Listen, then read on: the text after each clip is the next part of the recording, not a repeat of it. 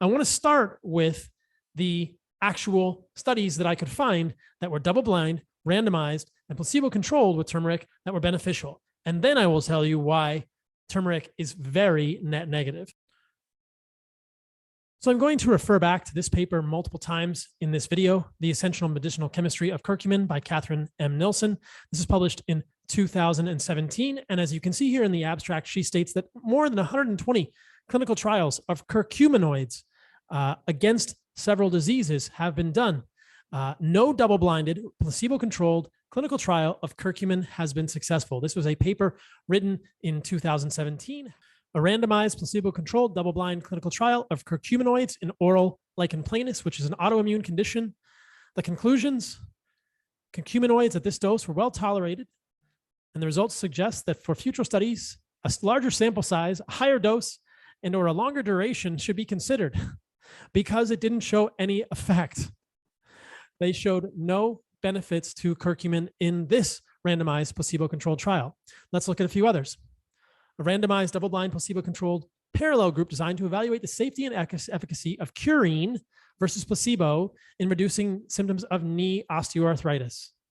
Why do we believe that curcuminoids in turmeric don't have side effects? They absolutely do. And physiologically, if you inhibit the COX-1 and COX-2 enzymes and the 5-lipoxygenase enzymes in your human body, whether it's with a curcuminoid from turmeric or ibuprofen as a molecule, you will suffer downstream consequences. So yes, there is one double-blind, placebo-controlled trial that shows a reduction in knee osteoarthritis pain with curcumin.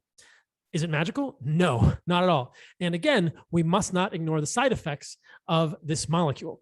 Randomized controlled trials looking at the effects of curcumin on blood lipid levels. This is from Clinical Nutrition in 2013. And if you read the conclusion, they find curcumin supplementation had no effect on serum total LDL cholesterol, triglycerides, and HDL-C levels when considering heterogeneous populations. So no effect on lipids.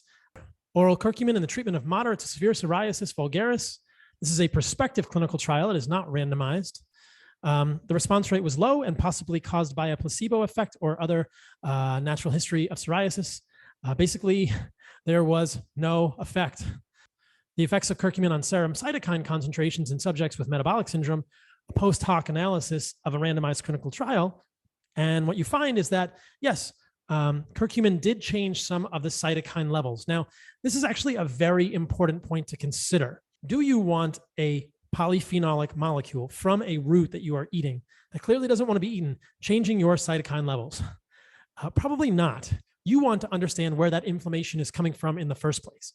It is a signal that something is wrong. When the fire alarm, you don't silence the fire alarm, which is essentially what a molecule like curcumin may be doing. It's not correcting the root cause. It's not correcting the cause of the fire. It's just turning the fire alarm off. And yet, what we've been so misled by in nutritional thinking is we're turning the fire alarm off. You can say, oh, these cytokines go down, therefore it's anti-inflammatory. Yeah, but whatever is causing that inflammation in the first place is still there. It's just changing your immune system's response in a potentially very negative way long-term.